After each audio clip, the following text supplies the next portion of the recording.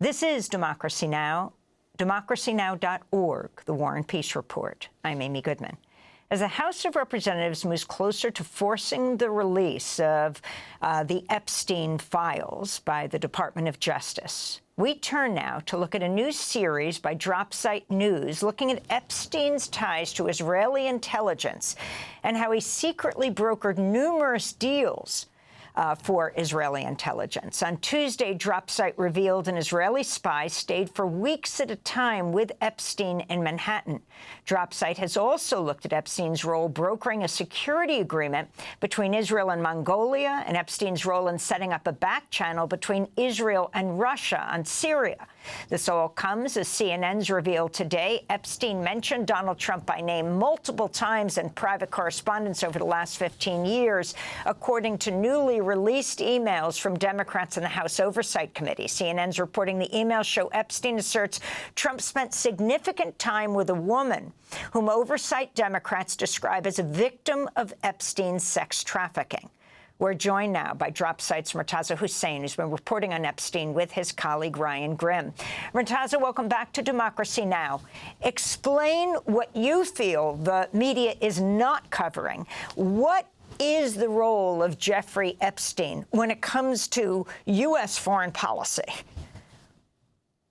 So there's been a lot of justifiable focus on Epstein's very grave crimes and facilitation of the crimes of others related to sex trafficking and sex abuse.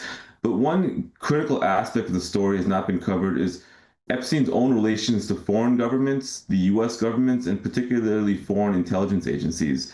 Now, this information is not entirely private. A lot of it is out there, actually, in House disclosures as parts of certain lawsuits which have been leveled against Epstein or over Epstein's activities over the past few years, and in a few databases of leaked emails from certain figures around the world which have come out showing extensive contacts with Epstein.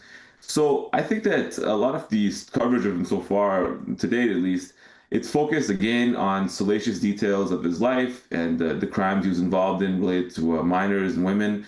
But the other aspect, the political aspect, and who he was and the role he played at this very high level, facilitating deals, interacting and liaisoning with intelligence agencies in different parts of the world, has not been covered. We don't know exactly who Epstein was specifically to be in the position to commit the crimes that he was doing. And our story is aiming to focus and shedding light upon one particular aspect, which is Epstein's extensive relationship with Israeli intelligence, U.S. intelligence, and the intelligence agencies of other countries as well, too. He was a deal maker and a fixer at a very, very elite level, and he was making deals that were ultimately wound up, in some cases, being signed as formal security agreements between the government of Israel and other countries. That's what our series is focusing on right now. And it's just coming across naturally looking at the information contained in the publicly available data about his communications over the past, during the period of about 2013 and 2016. So tell us who Yoni Koren is. You reveal that this senior Israeli intelligence officer lives in one of Epstein's apartments, had close personal ties to former CIA Director Leon Panetta. Can you talk about what specific intelligence gathering operations you believe that Koren was conducting from Epstein's apartment? And also, the relationship between Jeffrey Epstein and the former Prime Minister of Israel, Ehud Barak, which has been documented over and over again. So a lot of the information we have now coming out about these intelligence ties do come from private correspondence between Barak and Epstein, which were leaked by hackers some years ago and posted online, but have never really been analyzed in great detail, but shed profound light on Epstein's ties, not just to Barak, but officials all over the world in foreign governments in Africa and Central Asia and Europe and Russia, whom he was helping connect Barak with. Interestingly, Barak was relying on Epstein's support rather than vice versa, despite the fact that Barak was a very powerful figure in the Israeli security establishment.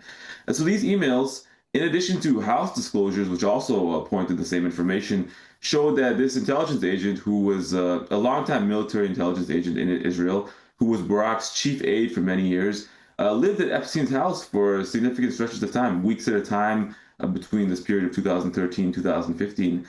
He was staying in Epstein's house. We don't know specifically from the communications what they may have been working on, or what his role may have been there, or the reason he was staying at his house. Barak would also stay at his house sometimes to hold meetings and to do business in New York. That was facilitated by that.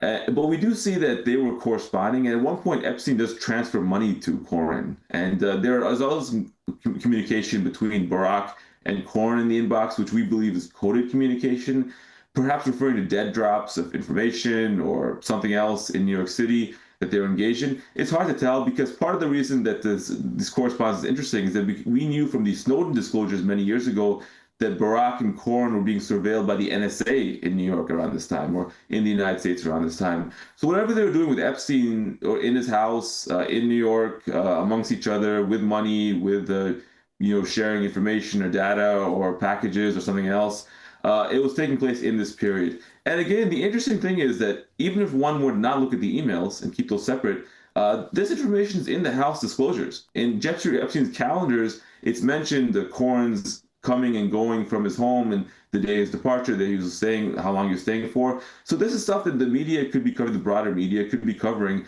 It's just escaped attention for reasons which, one can speculate, or it's hard to say exactly. But we're going to continue drilling down this, not shying away from the political implications of his activities, Epstein's activities, and the ties he had with powerful figures like Barak and intelligence agents like Coren. The leaked emails showed that the former prime minister, Ehud Barak, bookmarked a private initiative with Oracle's Larry Ellison.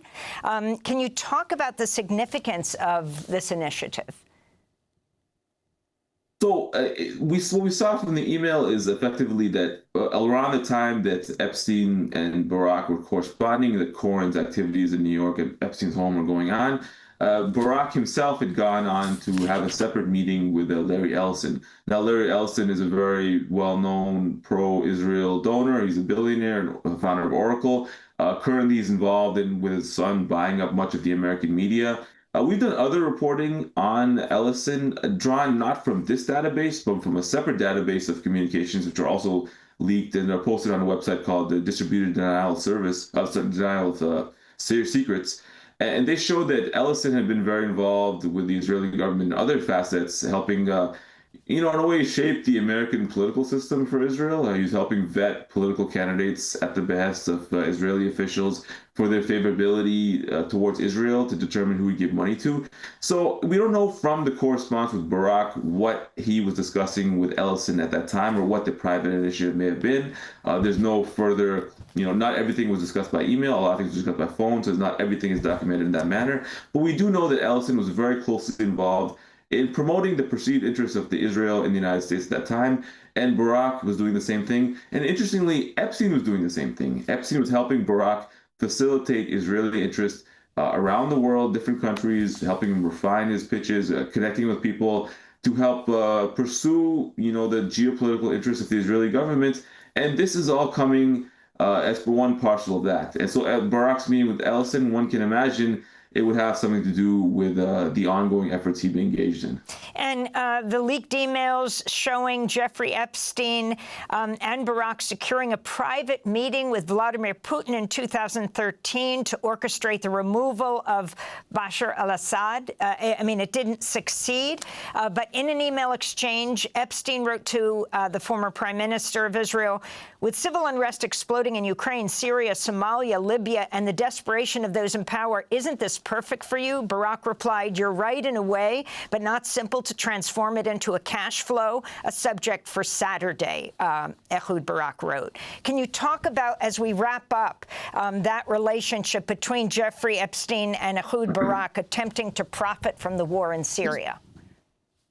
Well, that email that you just read out is a very important email because it kind of explains the broader thesis that Epstein and Barak have been operating under and what they've been doing exactly. They've been going around the world Epstein had been pitching Barak as someone who could solve the security problems of different countries and introducing him to powerful people in these countries. We're going to cover more of those in the weeks and months to come.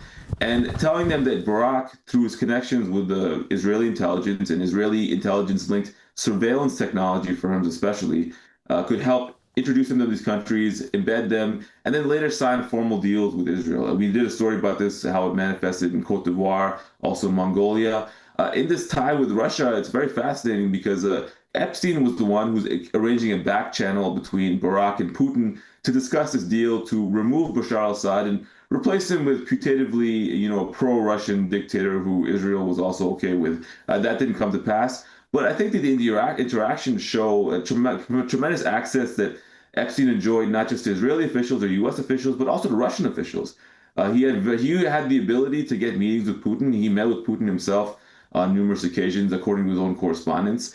And that is something that how did that come about? What was the background behind that? We don't know. But we do know that at the very least, Epstein was somebody who considered himself to have the ability to access high-level Russian officials. He claimed in the emails, as I mentioned, that he met Putin or Putin asked to meet him. That's Epstein's own depiction of the interaction. But he did absolutely have the juice to get Barack in the room with Putin. And the funny thing is that Barack had to rely on Epstein for that, to create that back channel. It shows the tremendous influence and power that Epstein had, which does not really, we have not had a full accounting of that. That has not been accounted for in our public understanding of this case.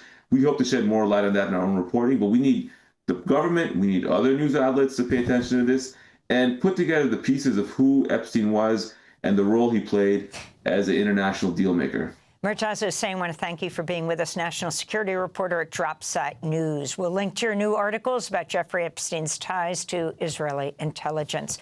Thanks for watching Democracy Now! On YouTube. Subscribe to the channel and turn on notifications to make sure you never miss a video. And for more of our audience-supported journalism, go to democracynow.org, where you can download our news app, sign up for our newsletter, subscribe to the daily podcast, and so much more.